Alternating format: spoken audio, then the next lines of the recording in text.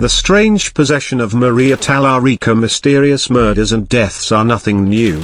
History is rife with them, and I have written of such things many times before. Yet some are more bizarre than others, merging the paranormal and unsolved crimes in interesting and often mind-boggling ways. One such case is the ghost who managed to possess a young woman in order to solve his own murder, and it is every bit as strange as it sounds. The day of February 13, 1936 brought with it a gruesome discovery under the Morandi bridge in the city of Catanzaro, Italy. There sprawled upon the rocky riverbed below was the shattered body of a local man named Giuseppe Pepe Veraldi. Considering the severe trauma that the body had received and its location, it seemed fairly obvious that the man had plummeted from the bridge above to his death.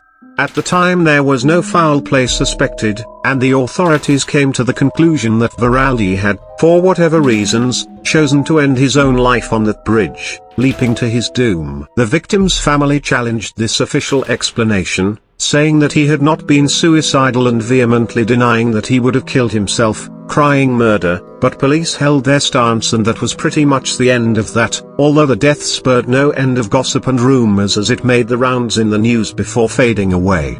3 years after this death, in January of 1939, local teenager Maria Talarico was walking across the same bridge when she allegedly suddenly felt a compulsion to walk to the very spot from which Veraldi had leapt, before feeling very dizzy and lightheaded and finally losing consciousness to crumple to the ground.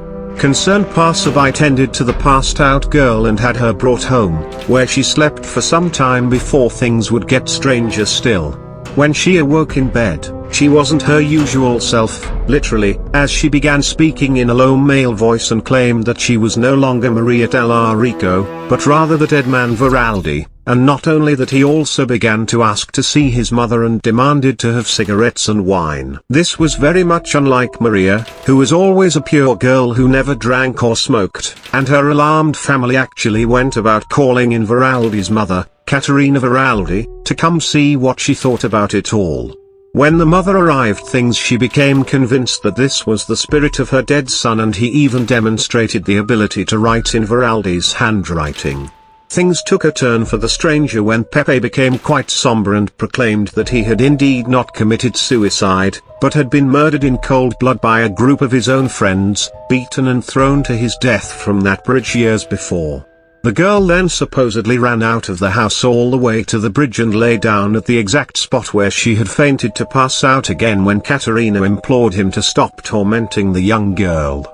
When she awoke, she did so as her old self, the spirit of Pepe gone and with no memory of what had just transpired. Everyone present was left baffled by what had just happened, but there was nothing to prove that Veraldi had been murdered, who these friends could have been, or whether Maria had really been possessed or was just delusional, although the man's mother remained convinced that it had really been her son talking from beyond the grave and that he had been murdered as he had said.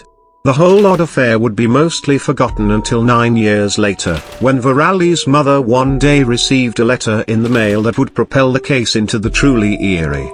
The latter was written by a friend of Giuseppe Veraldi's called Luigi Toto Marchetti, who had moved to Argentina shortly after Veraldi's mysterious death. What was even more unusual than receiving a letter from her dead son's friend out of the blue was what the letter contained.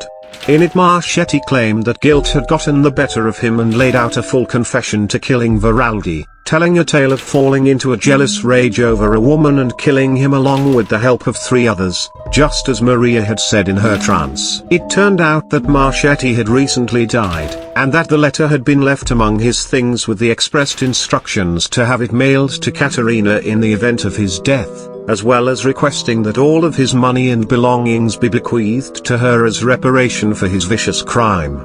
This mysterious confession was enough to get the case reopened, and police were able to round up and arrest the other culprits. All of the men would then be found guilty of the murder of Giuseppe Veraldi, and it remains a perplexing case of a murder essentially officially solved by the ghost of the victim. Maria allegedly then went out to live the rest of her days without further incident, the ghost perhaps satisfied and at rest now that his murder had been solved. How did this young girl who hadn't even known who Veraldi was come out with knowledge of his murder when it had been long accepted by the general populace as a suicide?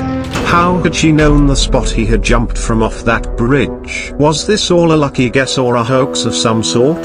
Was this some sort of clairvoyant premonition? Or did Veraldi's spirit actually take momentary possession of this girl in order to make the dark secret known to the world, driven by potent vengeance? We may never know the answers to these questions, but we can be reasonably sure that this is a very strange case indeed.